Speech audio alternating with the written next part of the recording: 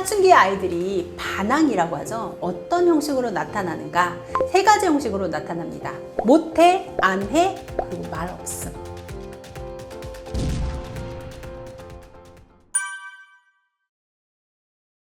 엄마의 힘을 믿습니다. 두 아이 사춘기 자녀를 키우면서 아이와 함께 동반 성장하고 있는 24년차 현직교사 이현옥입니다.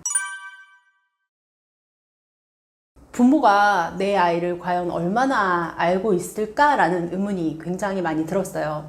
중학교에 입학하면서 너무나 부모 입장에서 꽃 같고 그림 같던 엄친아였던 그런 아이가 중학교 들어오면서 너무 많은 변화를 겪게 되는 거죠. 그러면서 선생님들한테 당혹스러움을 표현하시기도 하고, 아이들이 이런 아이가 아니었어요, 내 아이는 정말 너무 새로운 모습이에요 하면서 당황해 하시는 부모님들이 많거든요. 그런데 정말 정작 내 아이의 모습을 진면목을 보고 있었나? 라는 의문이 저한테도 굉장히 많이 생기더라고요. 아이들을 접해보면 초등학교에 졸업하고 중학교에 입학을 하면 굉장히 엄마가 기대하던 그런 모습에 해맑고 정말 순수하고 그런 모습의 중학생들이 있습니다. 그런데 중학교 1학년, 2학년, 3학년, 학년을 올라가면서 아이들이 굉장히 많이 달라지거든요. 특히 중학교 2학년, 굉장히 부모님들도 무서워하고 사회 전반적으로도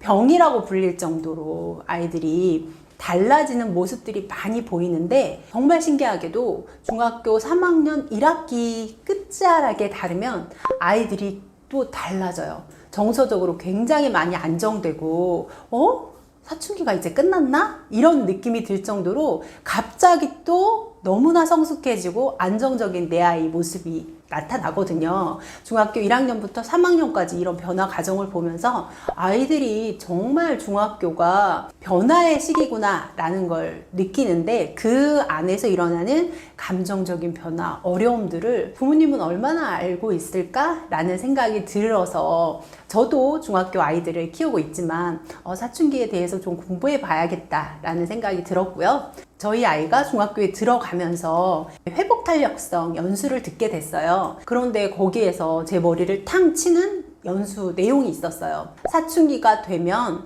아이들이 새롭게 뇌가 가지치기를 하면서 만들어진다. 그러면서 내 아이한테 필요한 부분, 필요 없는 부분이 정해진다. 그래서 정말 사춘기가 중요하다라는 이야기를 듣고 나서, 사춘기가 변화의 시기인데 그 변화의 시기에 무엇을 경험하고 생각하느냐에 따라서 아이의 변화가 달라진다면, 나도 사춘기에 대해서 좀 집중적으로 공부를 해서 내 아이, 그리고 제가 가르치는 아이들한테 도움이 돼봐야겠다라는 생각이 들었고요. 중학교 아이들을 보면서 그런 생각들을 굉장히 많이 하게 됐어요. 아이들이 정말 변화하고 그러면서 성장하는 모습들이 눈에 보이는데, 그게 좋은 쪽으로 성장도 있지만 안 좋은 쪽으로 결과가 나타나는 아이들도 많거든요. 그래서 그런 아이들한테 좀 도움이 되고 싶다라는 생각이 들었습니다.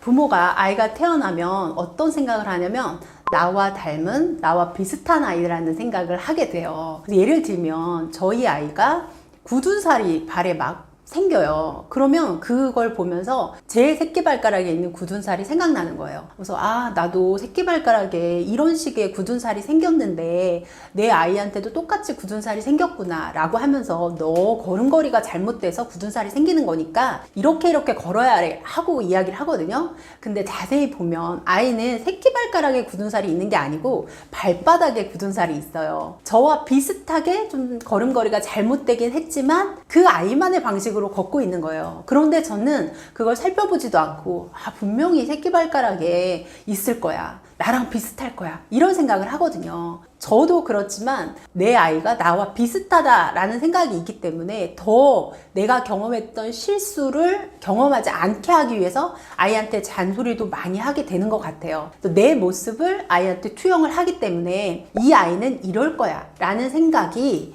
오히려 아이를 제대로 못 보게 하는 거죠. 아이는 자기만의 색깔을 가지고 태어나거든요. 그게 부모랑 약간 비슷할 수는 있지만 부모와 완전히 똑같진 않아요. 그런데 내가 한꺼풀 이렇게 뜨고 보는 거예요. 아이야 나랑 똑같겠지.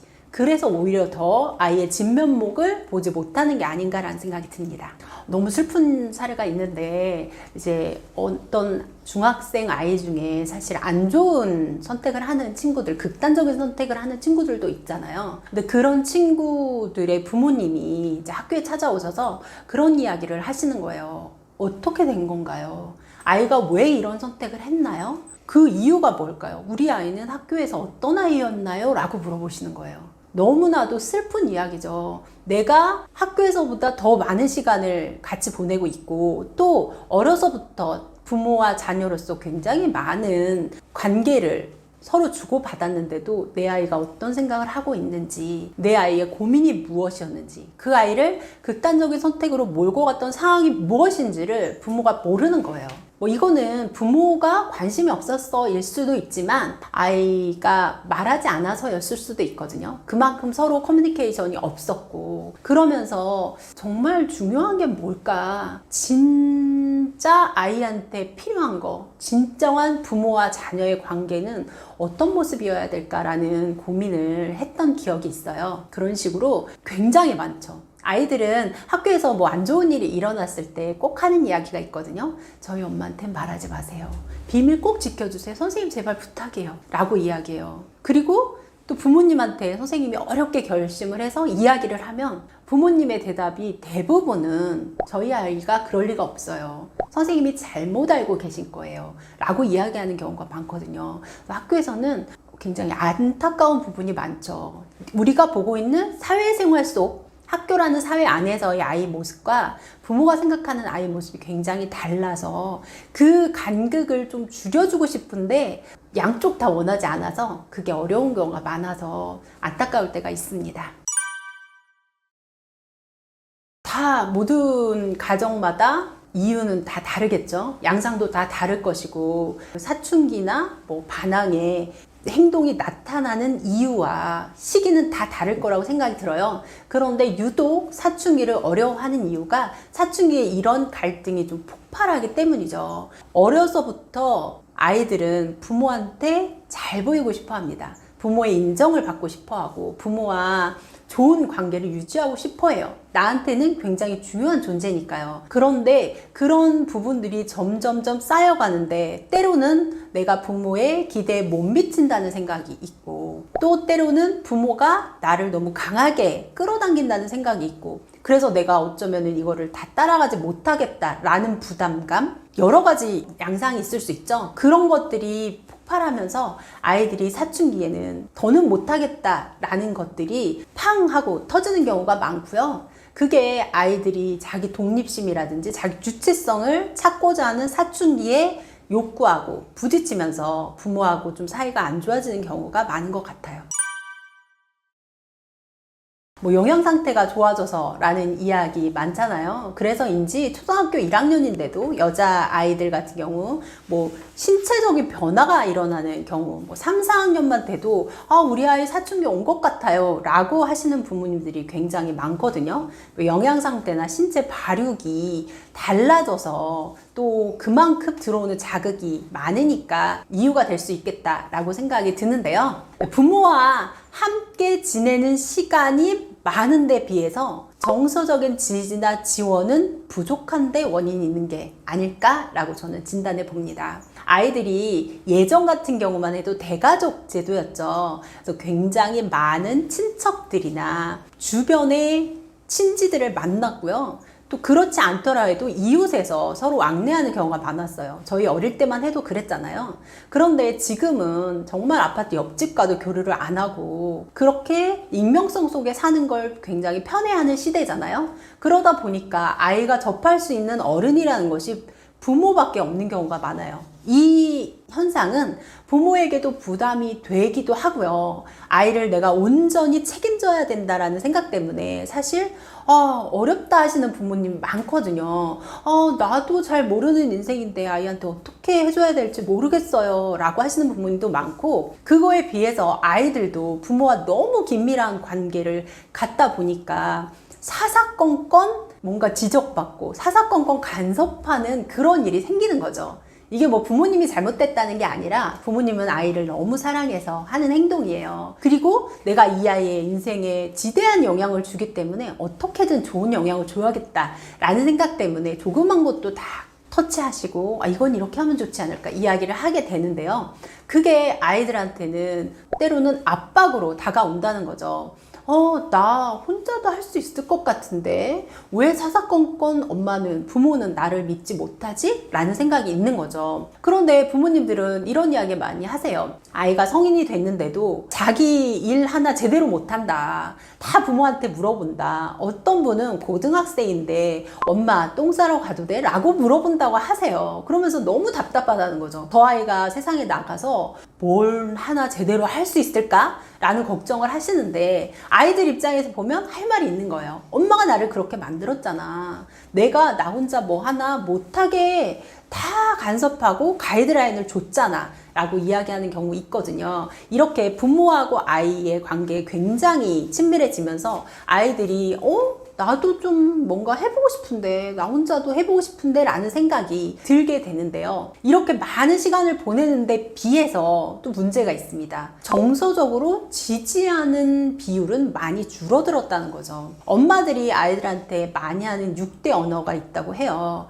가만히 생각해 보세요. 나도 하고 있는지. 자, 밥 먹자, 자자, 씻자, 공부하자, 책 보자, 스마트폰 그만해라. 저는 이 얘기를 듣고 나서 내 얘긴데? 라는 생각이 들더라고요. 그 이야기 이외에는 사실 별로 할 얘기가 없어요. 밥 먹을 때도 너는 네 핸드폰, 나는 내 핸드폰 이렇게 하면서 그냥 핸드폰을 보는 게 사실 편하기도 하고, 아이랑 대화를 하기 시작하면 그 쓸데없는 갈등, 부딪힘이 있으니까 내가 말을 하지 않는 게 낫지 이런 생각으로 사실 그렇게도 하는데, 그렇게 되다 보니까 아이들이 뭔가 털어내고 자기가 정서적으로 힘들거나 뭐 실수하거나 실패했을 때 말할 수 있는 상대가 없어지는 거예요. 그러면서 외롭다? 라는 생각을 하는 친구들이 많아지는 거죠. 학교에서 친구들이 굉장히 중요해지는 시기이긴 하지만 뭐 코로나를 겪으면서 사실 친구들하고도 관계를 갖는 법을 배우지도 않았고, 많은 트러블을 겪으면서 그 안에서 단단해지는 부분이 조금 생략됐잖아요. 그러면서 아이들이 이것들을 어떻게 풀어내야 될지 굉장히 어려워하거든요. 그런데 제가 이렇게 중학교에 있으면서 아이들을 대하다 보면 아이들이 이게 초등학생 아닌가라는 생각이 들 정도로 정말 자기 얘기하는 걸 좋아해요. 쉬는 시간이 되면 선생님들이 업무를 못 볼 정도라고 이야기를 많이 하거든요. 선생님 얘가 뭐 했어요? 선생님 저는 이렇게 했어요. 계속 이르는 거예요. 그래서 초등학생도 아닌데 그만 일러라 할 정도로 그런 이야기들을 많이 하고, 아이들이 조금만 물코가 튀어지면 자기 얘기를 굉장히 많이 해요. 저는 뭐를 좋아하고요. 선생님 제가 이렇게 했고요. 선생님 저 수행평가에 몇 점 맞았고요. 이런 얘기를 쉴 새 없이 뿜어냅니다. 그런 모습들을 보면서 아이들이 무섭다라는 게 오히려 편견이 아니었나라는 생각이 들고요. 아이들이 이런 감정적이고 정서적인 것들을 부모가 편안하게 이야기하지 못했던 게 원인이 아닌가라는 생각이 좀 들어요. 물론 그 안에선 이유로 찾자면 대부분의 이야기가 공부와 관련된 이야기로만 많이 이루어진다는 데서 아이들이 또 공부 이야기야? 또 시작이야? 이런 생각이 들기 때문에 부모랑은 별로 대화하고 싶지 않다? 라는 생각들이 쌓인 것도 원인이 되겠죠. 아이들한테요, 사춘기 아이한테는 길게 말하면 안 됩니다. 짧게 이야기하셔야 되거든요. 그래서 제가 3가지 말을 추천해요. 딱 좋아, 잘한다, 덕분에. 아이들한테요, 뭐 긴 말, 잔소리 뭐 이런 거 하시기보다 이 3가지 말이면 충분할 것 같아요. 아이가 어떤 이야기를 했을 때 딱 좋다, 그리고 잘한다, 네 덕분에 이렇게 할 수 있었어 라고 이야기를 해주면 아이가요 정말 마음속에 있던 이야기들을 끄집어낼 수 있는 그런 동력이 생길 것 같아요. 사춘기에서 지겹도록 들어봤던 말일 텐데요. 관계를 잘 만들고 그리고 나서 자기 주도하는 아이로 으쌰으쌰 해주는 게 가장 필요해요. 사춘기는요, 방금 출시된 페라리라고 생각하시면 됩니다. 페라리 어때요? 붕붕 굉음을 내면서 막 달려나갈 것 같잖아요. 너무 멋있고 근사하죠. 그런데 이 페라리가요, 아직 주행검사를 안 받았어요. 그래서 어디로 갈지를 모르는 거예요. 사춘기에 뇌는 막 성장을 하는데 그 뇌에 길들이 아직 안 만들어진 거예요. 어디로 가야 될지를 모르는 상황이기 때문에 아이들이 그만큼 힘들지만 또 그만큼 기회가 되기도 하거든요.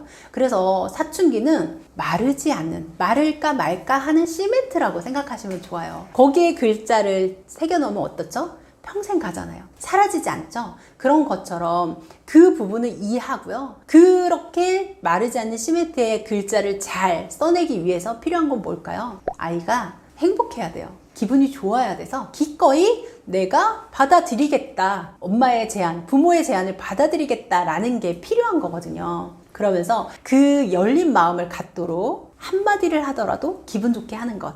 그러면서 아이하고 관계를 잘 유지하고요. 그러면서 내가 한번 해봐.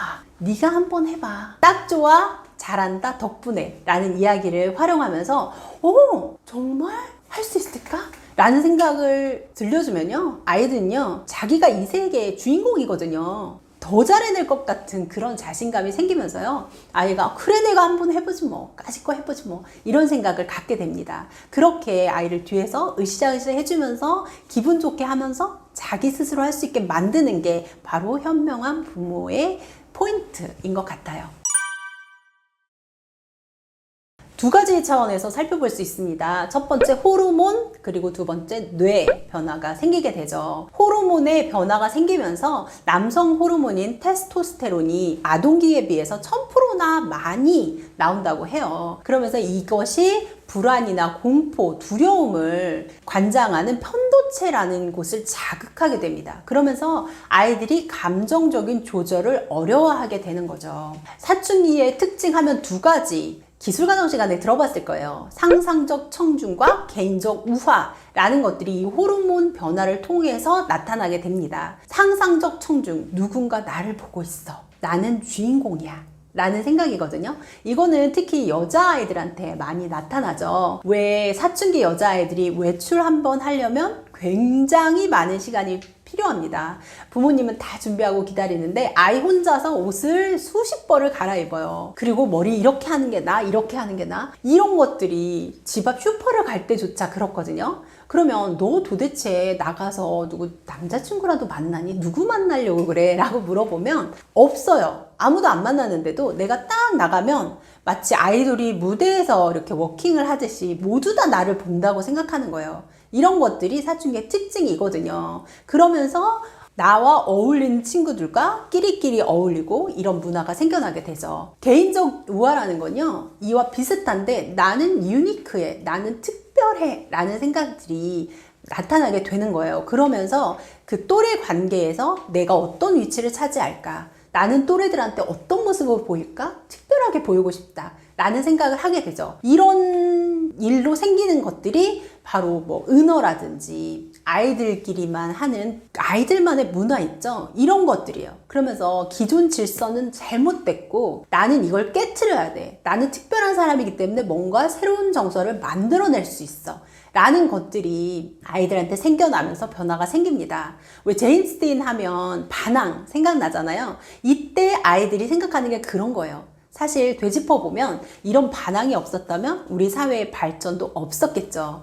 그래서 아이들의 이런 반항이나 기존 질서에 대해서 권위에 대해서 반대하는 것은 굉장히 건강한 건데요. 내 아이라고 생각하고 내 권위에 반항한다, 반대한다 라면 불쾌해지고 받아들이기 어려운 게 특징이죠. 두 번째는 뇌의 변화가 생깁니다. 근데 전두엽의 기능은 상대적으로 많이 발전하지 않는 데에 비해서 다른 기능들이 정신없이 빠르게 발전하는 거예요. 그러면서 전두엽이 가지고 있는 안정적인 영역, 그리고 뭔가 판단하는 영역들이 뭔가 부족한데? 라는 생각이 드는 게 특징이죠. 뇌에서 아이들은 평온해 보이지만 뇌에서는 굉장히 많은 변화가 생깁니다. 사춘기 아이들이 피곤해, 너무 힘들어 라는 말을 달고 사는데 우리가 볼 때는 아니거든요. 네가 뭘 했다고 피곤해. 네가 한 게 없는데 공부도 못하는 주제에 뭘 했다고 도대체? 이렇게 이야기하시는데 실제적으로 아이들은 육체적으로 그리고 뇌의 변화도 많이 생기기 때문에 에너지를 그것에 많이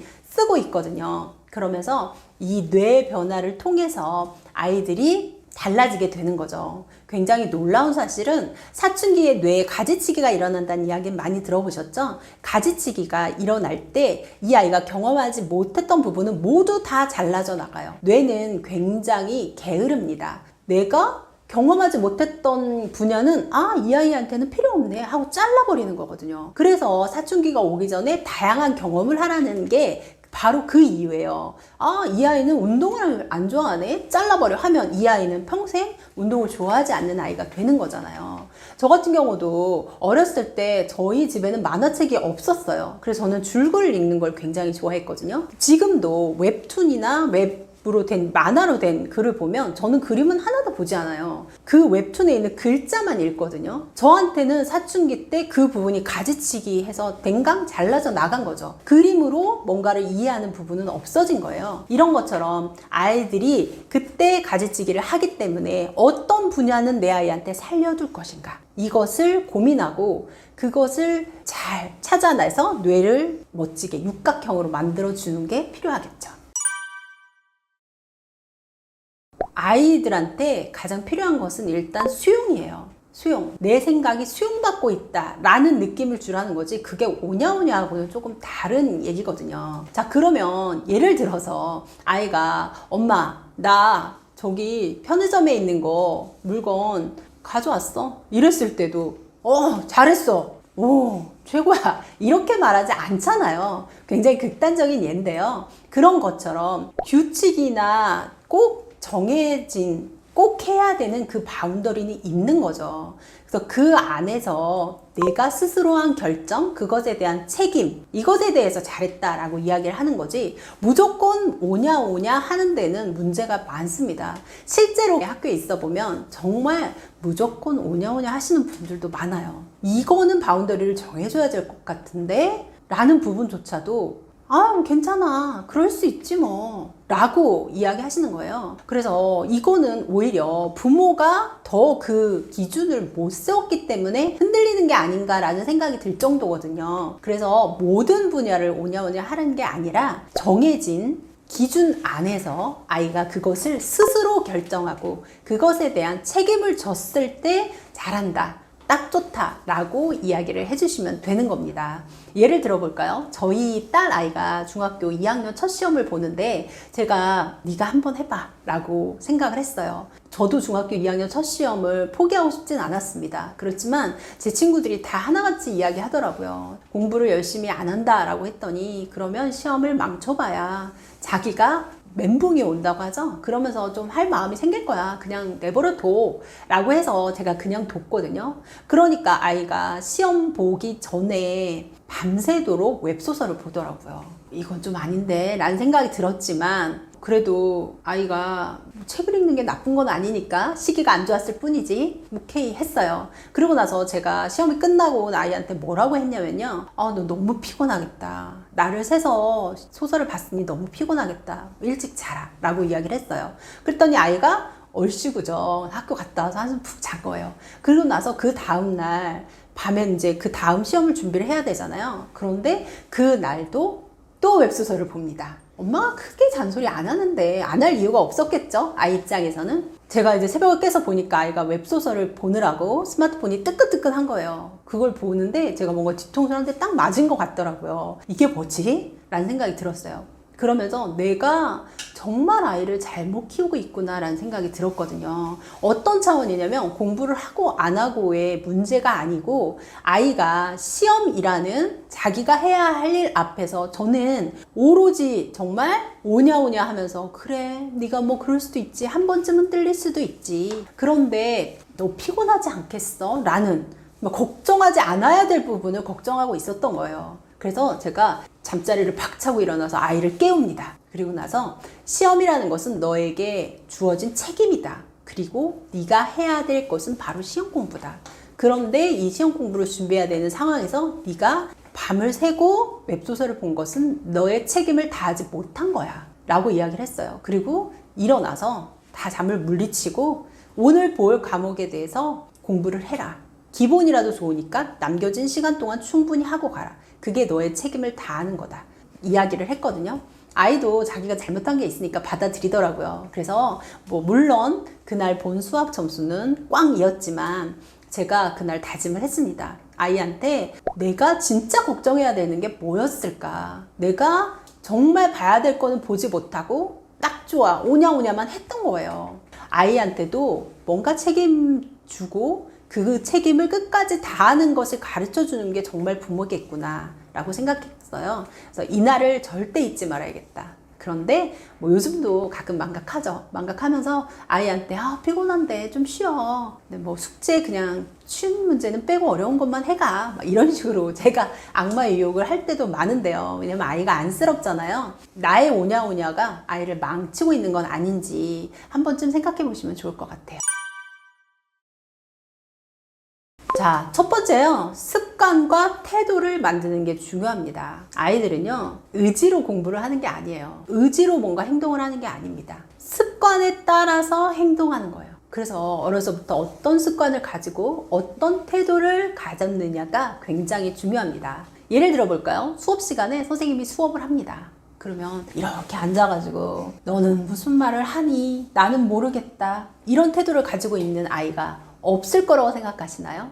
왜 코로나 시절에 집에서 줌 수업을 했더니 내 아이가 잠만 자더라. 수업을 하나도 안 듣고 내 화면을 올려놓고 밑에서 게임만 하더라. 정말 실망이다. 이랬었다니 라고 이야기하셨던 부모님 많으시죠? 그 댓글에 선생님들이 댓글 보셨어요? 그 아이가 학교에서도 그러고 있었는데 부모님만 모르고 계셨던 거예요.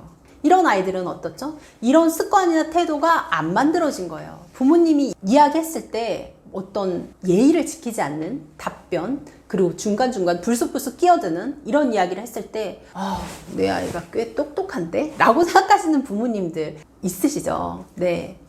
그래. 저렇게 할 수 있어야지. 그런데 그거는 태도의 문제거든요. 그 아이가 갖고 있는 메시지가 아무리 정당하고 굉장히 건설적인 메시지라고 해도 태도가 잘못되면 그 메시지를 정확하게 전달할 수 없는 거잖아요. 이런 것처럼 공부하는 습관, 그리고 어른들이나 주변을 대하는 태도를 만들어 놓는 게 중요합니다. 두 번째로 필요한 게요, 부모와 좋은 관계를 만드는 거죠. 관계가 좋아야지만 그 아이가 계속해서 어려움이 있을 때 부모한테 도움을 요청하고 엄마 이건 어떻게 하면 좋을까? 라고 이야기할 수 있는 거예요. 관계가 좋지 않으면요, 사춘기 때 입을 꼭 닫는 아이들 굉장히 많습니다. 사춘기만 그럴 것 같으세요? 아니요. 대학교에 가서 명문대에 떡하니 합격해 놓고 문 닫고 자기 방으로 들어가서 부모와 단절하는, 이제 됐지? 라고 하는 아이들 적지 않아요.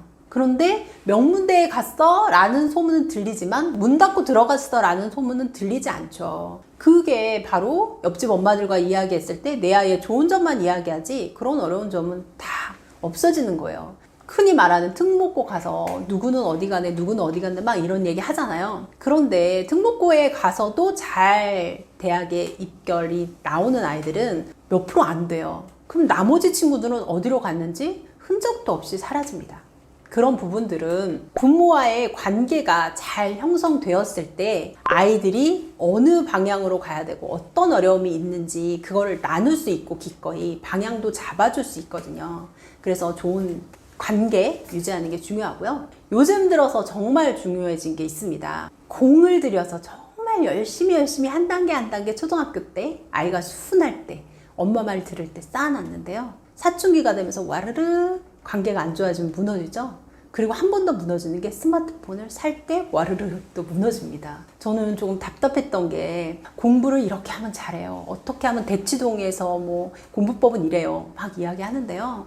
스마트폰 쥐어준 순간 대치동, 뭐 지방 아무 상관없이 다 무너진 경우가 많아요. 그래서 스마트폰을 사용하고 뭔가 온라인 활동을 할 때 가장 중요한 게 자기 조절력이거든요. 스마트폰을 싫어하고 안 하고 싶어 하는 아이는 없어요. 그런데 내가 필요할 때 꼭 끊어가야 될 때 여기서 잠깐 멈출 수 있는 조절력이 필요한 거죠. 명문대 아이들이 스마트폰을 싫어해서 뭐 투지폰을 사는 게 아닙니다. 그 아이들이 내가 고등학교 시절에는 그래도 이것과 단절해서 내가 한번 공부를 해봐야겠다 라는 조절력이 있기 때문에 아이가 기꺼이 스마트폰을 포기하는 거거든요.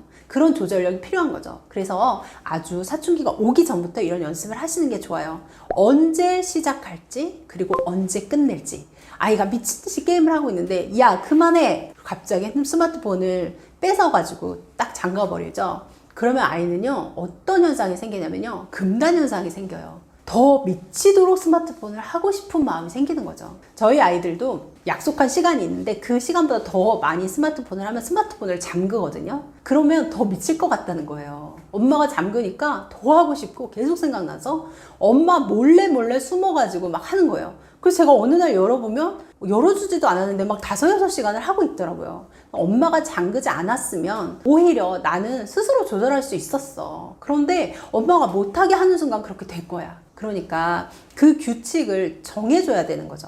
그런데 누가 정하냐? 아이가 스스로 정하는 거예요. 나 이 게임 2판까지만 할게. 나 이 영상 3편만 보고 끝낼게. 라고 하는 연습을 어려서부터 자꾸 시켜주시는 거예요. 그러다 보면 아이가 나 몇 시에 학원 가야 되니까 언제까지만 해야겠다. 그러면 여기까지만 할 수 있겠네. 몇 편만 볼 수 있겠네. 라고. 그런데 여기서 주의하실게요. 한 번에 안 돼요.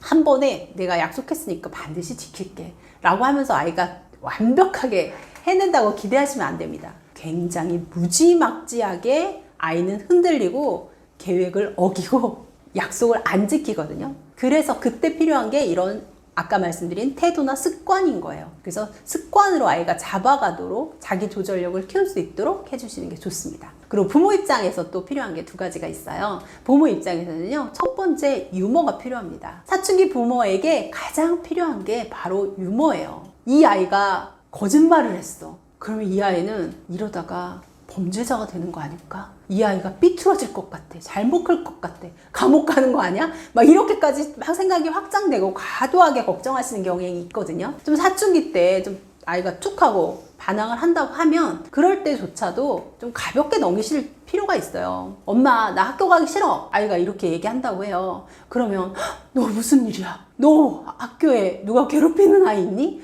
이렇게 굉장히 깊게 딥하게 들어가는 게 부모들 특징이거든요. 이럴 경우에는 물론 그렇게 어려운 문제가 있는지 확인해야 되겠지만 그렇게 안 하더라도 그냥 아이들이 흔하게 겪는 월요병처럼 월요일이니까 학교 가기 싫다 이렇게 얘기할 수 있거든요.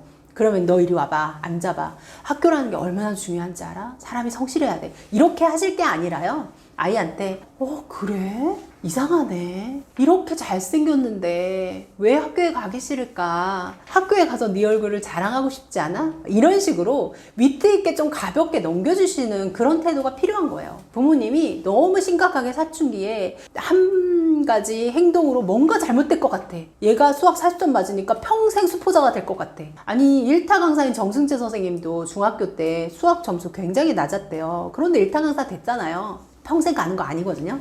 좀 가볍게 생각하셨으면 좋겠고요. 정말 중요한 건 부모에게 아이와 헤어질 결심이 필요합니다.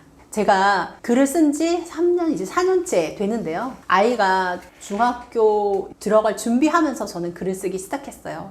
왜냐하면 아이한테 저는 계속해서 플랜을 A, B, C, D 쭉쭉쭉 짜서 주는데 아이는 거기에 따라오지 못하더라고요. 그러면서 하는 말이 내가 알아서 할게. 내가 할게. 엄마가 참견하지 마 라고 하는 거예요. 그러니까 저는 막 화가 나기 시작하는 거죠. 너는 해야 될 것들이 이렇게 쌓여 있는데 왜 안 하고 알아서 할게 라고만 이야기하지? 라는 생각이 들면서 아이하고 계속 갈등이 생기는 거예요. 그래서 제가 그때 결심했어요. 이렇게 해서는 아이와 좋은 관계를 유지할 수 없겠구나. 너도 망가지고 내가 아이를 어쩌면 잡아먹을 수도 있겠구나 라는 생각이 들어서 그때부터 글을 쓰기 시작했습니다. 저는 글을 쓰고 아이는 공부를 시작했거든요. 그래서 이렇게 유튜브 촬영하는 날도 아이한테 이야기를 해요. 그러면서 엄마 이런 유튜브 있어. 그러면서 사춘기에 대한 이야기인데 난 사춘기를 잘 모르잖아. 너네가 좀 이야기해 줄 수 있을까? 라고 이야기를 부탁하거든요. 저 이 원고 답지를 마련하면서도 아이들하고 이야기하면서 마련했어요. 아이들이 굉장히 잘난 체 하면서 이야기를 막 해주고요. 제가 답지한 거를 자기들이 검열을 하겠다는 거예요. 뭐 그렇게까지 할 필요는 없다. 내가 알아서 할게. 저도 하고 그러고 나왔거든요. 근데 그런 것처럼 아이하고 계속해서 아이의 인생에 관여하고 내가 주도하겠다라는 생각이 들면 부딪히게 됩니다. 사춘기를 가장 힘들어하는 게 누군지 아세요? 부모예요. 아이가 힘들어하는 게 아니라요. 아이의 사춘기를 부모가 힘들어해요. 왜냐? 아이가 자꾸 나를 버리고 가는 것 같거든요. 자기 인생을 찾아서 나간다는 생각이 드니까 가지마, 나 여기 있어. 엄마가 더 필요하잖아. 너 왜 그래 갑자기. 너 나밖에 없는 아이 아니었어? 이런 생각 때문에 부모가 더 아이하고 이렇게 헤어지지를 못하는 것 때문에 사춘기의 갈등이 깊어진다라고 전문가들이 이야기하더라고요. 일단 아이가 나와 독립해서 자기만의 세상을 꾸려나가는 것에 포인트를 주고요. 그럴 마음을 좀 가지시는 게 필요할 것 같아요. 그래서 잘한다 라고 말씀해 주시고요. 기꺼이 나는 내 삶을 살겠다. 누구나 하는 말이지만 부모가 행복하고 부모가 자기 삶에 몰두하는 모습, 그걸 보면서 아이도 인생 저렇게 사는 거구나. 자식만 보면서 사는 게 아니라 엄마한테도 엄마 인생이 있지. 나도 그럼 내 인생을 살아볼까? 라는 생각을 하게 되니까요. 그게 무엇보다도 부모한테 필요할 것 같아요. 자, 내가 알아서 할게. 얼마나 감사한 말이에요. 정말 감사한 말이잖아요. 내가 알아서 할게. 내 공부는 내가 할게 라는 말은 사실 생각해보면 굉장히 믿음직스러운 말이에요. 그런데 내가 알아서 할게 라고 말을 할 때 한숨이 나오는 이유는 뭘까요? 부모가 생각하는 기준대로 못할 것 같아서, 내가 생각하는 부분까지 못 해낼 것 같아서, 엉뚱한 방향을 할 것 같아서 알아서 할게라는 말이 마음에 안 드는 거예요. 알아서 할게라는 말이 내가 왜 마음에 안 드는지 그 부분을 한번 생각해 보셔야 돼요. 무엇 때문에 알아서 할게가 싫지? 지금 30대, 40대에도 부모에게 기대고 의존하는 자녀가 많다는 게 전반적으로 사회의 문제잖아요. 그 친구들의 문제는 뭐죠? 내 인생을 내가 알아서 할게 라고 못해서 일어나는 문제거든요. 그런데 이제 중학생밖에 안 된 아이가 내가 알아서 할게 라는 것은 박수 쳐주고 너 정말 대단하다 라고 해야 될 일이에요, 실상은. 그런데 말도 안 되는 소리 한다 라고 생각하실 거예요. 왜냐면 내가 알아서 할게 라고 이야기하고 나서 제 아이처럼 밤새 웹소설을 보고 수학 점수 40점 맞아오고 이렇게 하니까 네가 알아서는 뭘 알아서 해? 네가 세상을 알아? 저도 저희 아이 사춘기 때 가장 많이 했던 말이, 너는 이런 시선으로 보고 있어 세상을. 그래서 네가 알긴 뭘 알아. 네 친구들도 이만큼의 시선으로 보고 있어. 세상은 넓게 봐야 되는 거야. 엄마가 알지 네가 무슨 세상을 알아 라고 이야기를 했었거든요. 그러면 아이 입장에서는 내가 알아서 내 인생을 산다는 게 문제가 있는 거구나. 나는 부족한 인간이구나. 나 혼자로 하면 망할 수밖에 없구나 라는 생각이 드는 거예요. 그 생각들이 쌓이면 결국은 부모한테 의지하고 평생을 부모 옆에서 독립하지 못하는 아이로 자라게 되는 거죠. 지금은 학령기 아이를 키우고 계시니까 그런 생각이 안 들겠죠. 빨리 이 아이가 잘 됐으면 좋겠고 이런 생각 하실 텐데 그 목표가 뭘까요? 나중에 생각해보면 이 아이가 정말 건강하게 나에서 독립해 나가는 거잖아요. 나한테 끝까지 붙어서 엄마 나 40인데 내 아이 좀 부탁해. 나 결혼을 못할 것 같아.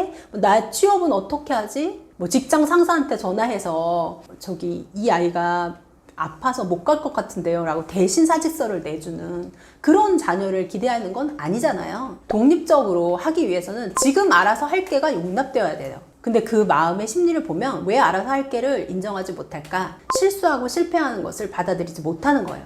내가 이 아이가 여기서 한번 실패하면 뒤처질 텐데, 요즘 아이들은 초등학생이 고등학교 거까지 공부를 다 해놓는다고 하는데 이 아이가 그 진도를 못 나가고 여기서 놔버리면 아이가 제대로 못할 텐데 라는 생각 때문이죠. 그래서 저는 중학생 시기를 실수하고 실패하는 것을 용납하는 시기여야 된다고 생각해요. 물론 실수하고 실패했을 때 화딱지가 많이 납니다. 그래서 저도 아이하고 많이 말다툼을 하고 아이가 엄마 때문에 상처받았어 하면서 운 적도 꽤 많거든요. 그러고 나서 다시 생각하는 거예요. 그래, 내가 잘못했네. 아이의 실수와 실패를 기꺼이 용납하지 못했네 라는 생각이 들어요. 그래서 실수하고 실패하면서 정말 내가 알아서 할게 라는 방법을 찾아갈 수 있는 아이로 만들어주는 게 사춘기 중학교의 목표가 아닐까라는 생각입니다. 사춘기에 스스로 학습할 수 있는 방법을 배우기 때문입니다. 사춘기에 학습의 자기 주도성이 생기는 시기예요. 아이의 발달 단계라는 게 있잖아요. 아이가 초등학교 1학년에 학교에 들어가는 이유는 초등학교 1학년 때 학습을 할 뇌가 준비가 되고 사회생활을 할 그런 전반적인 발달이 준비되기 때문에 그 적기에 학교를 들어가는 거예요. 학교를 보내보신 분이라면 다 이 부분에 이해가 되실 거예요. 아, 1학년이 되니까 이렇게 친구들하고 혼자 놀던 거에서 벗어나서 같이 놀 수 있구나. 뭐 2학년이 되니까 또 이렇게 되는구나. 이런 시기마다 변화가 있잖아요. 사춘기에 그렇게 학습을 스스로 할 수 있는, 자기주도성을 갖고 할 수 있는 만큼의 아이의 발달이 이루어지기 때문에 적기라고 보여지는 거죠. 이해를 들어보자면 2024년에 숙명여대의 연구팀에서 자기주도 학습, 사교육의 효과가 무엇일까라는 조사를 했습니다. 그래서 흔히 말하길 요즘에 초등은 엄마빨, 중등은 학원빨, 고등은 자기빨이라고 하잖아요. 그래서 이게 정말 맞나? 라는 연구 결과를 발표했는데요. 초등에서는 사교육과 자기주도 학습이 큰 차이가 없다는 이야기가 나왔어요. 그러면서 오히려 초등 때는 사교육을 받느냐, 뭐 집에서 공부하느냐, 혼자 하느냐 이런 것보다도 학습의 태도와 습관을 형성하는 것이 무엇보다 중요하다. 실패해보고 다시 해보고 도전해보고 이런 부분들이 필요하다라는 결과가 있었고요. 중학교에서는 학원빨이라고 하잖아요. 자기주도 학습이 사교육보다 효과가 높다는 결론이 나왔습니다. 그래서 제가 중학교에는 실수하고 실패해 보라는 말씀을 드린 거예요. 그러니까 자기주도 학습의 중학교에서 효과가 높아진다는 것은 그만큼 자기주도를 할 수 있는 역량이 생겼다는 거거든요. 그래서 자기주도 학습을 하고 스스로 자신에게 맞는 방법을 찾아가는 것과 사춘기가 만나는 거죠. 그런데 자기주도 학습이라고 하면 흔히 오해를 좀 많이 하세요. 자기가 알아서 하는 거니까 자기가 알아서 목표도 세우고 알아서 체크도 하고. 근데 그게 사실 10대 아이들한테 가능할까요? 쉽지 않죠. 우리 어른도 내가 목표를 세우고 작심삼일이잖아요. 계속해서 깨지고 다시. 그럴 때는 작심삼일의 연속이다. 작심삼일을 365일 한다 라는 생각으로 아이한테 접근하시는 게 필요할 것 같아요. 그래서 아이가 계획을 세우고 다시 실패하고 못 지킬 확률이 굉장히 많거든요. 그럴 때마다 다시 시작해서 또 그렇게 하면서 그 실패를 통해서 아이는 하나씩 찾아가는 거예요. 아, 나는 인강을 들었더니 인강은 안 되겠더라. 패스를 끊었는데 한 달 동안 한 번도 안 들었어. 그러면 다음 달에도 안 들을 가능성이 많겠구나. 그러면 패스를 끊는 게 아니라 단과로 끊어볼까 하면서 단과로 또 끊어보고. 내가 학원에 갔더니 학원에 다니는 것만으로는 좀 안 되는 것 같은데 뭐가 문제지? 나는 단체에서 이렇게 강의하는 그런 스킬에서는 도저히 누군가 한 명이 나를 좀 가르쳐주고 끌어주는 게 맞을 것 같아. 그럼 과외를 한번 해볼까? 이런 식으로 자기한테 맞는 학습 방법을 찾아가는 게 필요하죠. 저희 아이 같은 경우는 그래서 뭐 자기주도 학습 학원, 그리고 자기주도 한다는 것을 핑계로 혼자서 아무것도 안 하는 시기, 그 다음에 뭐 학원, 과외 다 경험해 봤거든요. 그러면서 이제는 아이가 이야기해요. 아, 나한테는 요런 학원의 유형이 맞는 것 같아. 이런 준비를 하고 나서 지금 고등학교 가려고 하고 있거든요. 그래서 중학교 때 성적 사실 특목고 가는 아이 아니면 그다지 중요한 건 아니거든요. 그 성적에 몇 점을 맞느냐가 아니라 나한테 맞는 학습 방법을 찾고 나한테 맞는 것을 세팅해 놓고 고등학교에서부터 붕붕 달려나가기 시작하는 거예요. 그래서 그런 부분들을 찾아가는 과정이 사춘기와 맞물리기 때문에 스스로 학습할 수 있는 그런 경험을 사춘기에 많이 주시는 게 좋죠.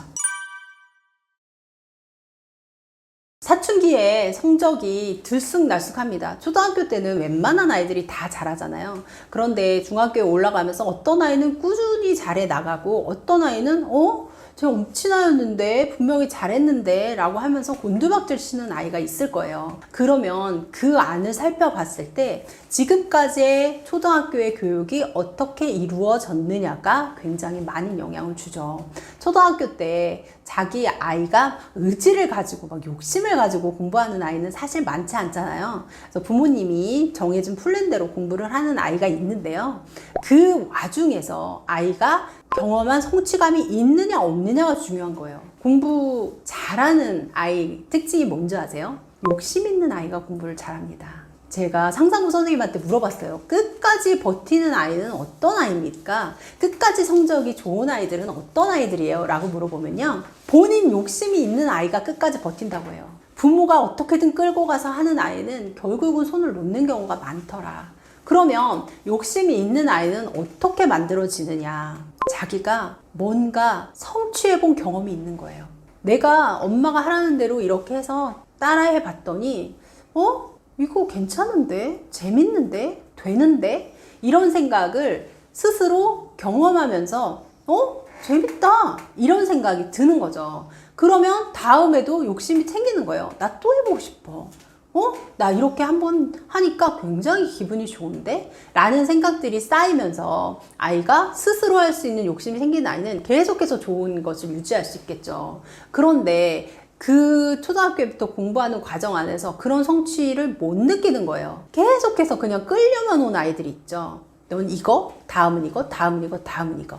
그런 아이들은 결국은 좋은 성적을 유지할 수가 없죠. 그러면 어떻게 해야 되느냐? 아이한테 물어보라는 거예요. 너 이렇게 할 건데 어떻게 할래? 라고 물어보면 아이들은 안 할래 이렇게 하는 경우가 많죠. 그러니까 그렇게 물어보지 마시고요, A와 B 중에 어떻게 할래? 라고 물어보시는 거예요. 할래 안 할래로 물어보면 아이는 안 할래 선택하니까 이걸 해야 되는데 A와 B가 있어. 넌 어떤 것을 선택할래? 라고 물어보면 그 안에 아이의 선택이 들어가잖아요. 그러면 부모가 시켜서 라기보다 내가 선택했어. 내가 A를 골랐어. 그래서 이렇게 방법을 해봤더니 이런 성취가 있었어. 괜찮은데? 그 다음에 또 그러면은 A 다시 B 다시 중에서 뭐를 고르래? 라고 하면 아이가 이번에도 나 성공하고 싶다 라는 생각이 들면서 또 선택하고, 그런 아이의 선택이 존중되는 과정이 쌓이는 아이들은 꾸준히 잘할 수 있는 아이들이 되는 거죠. 물론 이것 이외에도 전반적으로 아이한테 영향을 줄 수 있는 요소들은 많을 텐데요, 그 중에서도 정말 중요한 것은 아이가 주체가 되느냐 객체가 되느냐의 문제입니다. 아이의 기분이 좋아야 공부 잘한다 라는 이야기 혹시 들어보셨나요? 심리적인 안정이 아이한테 창의성과 효과적인 문제 해결력을 키워줍니다. 정서가 안정되면 아이의 스트레스가 낮아지고요, 아이가 뭔가 할 수 있는 욕구가 생기게 되기 때문이죠. 그래서 아이가 정서가 안정된 상황에서 공부를 시키는 게 중요한 거예요. 사춘기 아이들이 반항이라고 하죠. 어떤 형식으로 나타나는가? 3가지 형식으로 나타납니다. 못해, 안 해, 그리고 말 없음. 안 해라는 거는 뭐죠? 반항입니다. 나 싫어. 근데 그 안에 들어있는 메시지는 뭘까요? 나 잘 못하는 모습 보여주기 싫으니까 아예 시도조차 안 할래 라고 하면서 반항의 형식으로 말을 하고 문 쾅 닫고 이러는 거예요. 못해라는 거는요, 언어적으로 혹은 행동적으로 자기 불구화를 하는 겁니다. 나는 원래 못하는 사람인데 라고 말하는 거예요. 예를 들어서 시험 기간인데 나 시험 공부 하나도 안 해서 시험 못 볼 것 같아. 이것은 언어적 자기 불구화에 해당되죠. 행동은요, 나 시험 봐야 되는데 오늘 좀 드라마 정주행을 해야 될 것 같아. 나 시험 스케줄과 상관없이 오늘 친구랑 만나서 놀아야 될 것 같아? 게임해야 될 것 같아. 이것은 자기 불구화를 행동으로 나타내는 경우죠. 그리고 가장 위험한 건데요, 말없음. 뭔가 이야기를 했을 때 긍정도 부정도 하지 않는 거예요. 부모는 아이가 싫다고 안 했으니까 알아들었겠거니 긍정했으리라 생각합니다. 그런데 그렇게 희망을 막 주다가 아이가 결정적인 순간에 안 해버리는 거예요. 그냥 안 한다, 못 한다 이런 말도 없이 그냥 안 하는 거예요. 이런 예는요, 쉽게 우리 주변에서 찾아볼 수 있어요. 사춘기 아이들이 화장실에 들어가면 안 나오는 거 아시죠? 화장실에 앉아서 1시간이고 2시간이고 뭐를 하는지 모르는데 안 나와요. 목욕을 하는데 1시간 이상 걸립니다. 이거는요, 뭔가 해야 되는데 하기 싫을 때 소극적으로 반항하는 방법이에요. 그래서 시간을 계속해서 보내는 거죠. 그래서 해야 될 시간을 놓쳐버리게끔 만드는 거거든요. 그러면 안 해, 못 해, 말 없음, 이 3가지 아이의 반항 안에 어떤 메시지가 담겨 있을까요? 아이의 두려움이 담겨 있어요. 나 못하면 어떡하지? 그래서 부모님이 실망하면 어떡하지? 부모님이 비난하면 어떡하지? 라는 두려움이 있거든요. 그래서 아이들이 그렇게 반항하는 거예요. 소리 지르고 혹은 아무 말도 하지 않고 하는 이유가 그런 두려움 때문입니다. 그러면 그런 두려움을 조금이라도 줄여줄 수 있다면 아이가 자기가 하고 싶은, 자기가 할 수 있는 부분을 기꺼이 할 수 있겠죠. 그래서 정서 안정과 학습이 연결이 된다고 보면 좋겠어요. 사춘기 부모님한테 가장 필요한 것은요, 인내심입니다. 참고 참고 또 참으셔야 됩니다. 아이가 실망스러운 행동을 했을 때 욱하고 아이를 막 혼내고 싶은 마음을 누르고 참으셔야 됩니다. 사춘기에 반항을 해서 부모한테 대들고 할 때도 한번 꾹 누르시는 게 필요해요. 아이한테. 그리고 나서 감정적으로 좀 정리가 됐을 때 간결하게 내 입장을 이야기하는 그런 방법을 쓰시는 게 좋죠. 아이한테 감정적으로 이렇게 부딪히게 되면요, 해결할 수 있는 방법이 없습니다. 아이는 지금 정서적으로 굉장히 혼란스러운 상태에 있어요. 그거는 호르몬이 계속해서 나오면서 불안하고 부정적인 감정을 부추기기 때문에요. 아이가 부모를 때리고 부모한테 욕하고 이런 부분까지 가는 거거든요. 그래서 그런 부분에 가기 전에 멈출 수 있는 힘이 필요합니다. 그래서 아이가 감정적으로 막 폭발을 한다. 그러면 어떻게? 집을 나오세요. 집에서 벗어나세요. 그래서 아이와 공간을 떼어내고 생각할 필요가 있습니다. 아이한테 꼭 하고 싶은 이야기가 있을 때 집에서 아이한테 하지 마시고요. 저녁에 공원 산책하면서 이야기하세요. 그때는 아이가 릴렉스 되고 기분이 굉장히 좋은 상태잖아요. 감정적으로 좀 안정이 되었을 때 이야기하실 필요가 있습니다. 그런 식으로 아이한테 내가 곧 말하고 싶은 게 있고 아이가 금방 갔으면 하는 길이 있더라도 한 번에 갈 수 없다는 걸 생각하셔야 돼요. 그러면서 누르는 게 필요해요. 저도 때로는 같이 사는 게 너무 힘들다라는 생각이 너무 자주 들었거든요. 언제 사춘기가 끝나나? 그러나 사춘기는 정말 끝나더라고요. 아이는 난 사춘기 없었어 라고 이야기해요. 자기는 크게 뭐 이렇게 부모한테 반항해 본 적이 없다고 생각하거든요. 그런데 아이가 결정적으로 사춘기가 안 왔다고 생각하는 이유가 나는 엄마가 싫지 않았는걸? 이라고 이야기하더라고요.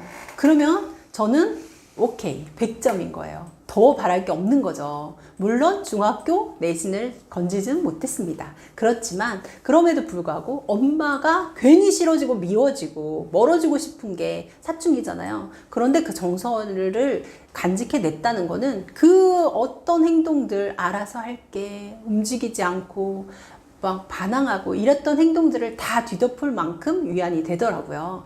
내가 한 번 더 참고 두 번 더 참고 세 번 더 참고 그러다 보면 시간이 지나가고요. 아, 못 참겠다 싶을 때는요, 좋아하는 걸 하세요.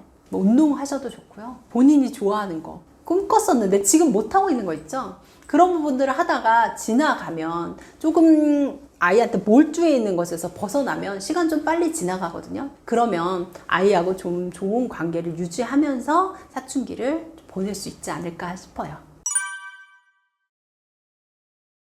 사춘기는 기회입니다. Change is chance라고 하잖아요. 사춘기가 굉장히 어렵고 혼란스러운 시기인 것은 맞아요. 그런데 이때 어떻게 관계를 만들어가고 어떤 행동을 취하느냐, 그 스탠스에 따라서 아이의 새로운 세계가 열리니까요. 사춘기 두려워하지 마시고요. 사춘기는 기회다. 잊지 마셨으면 좋겠습니다.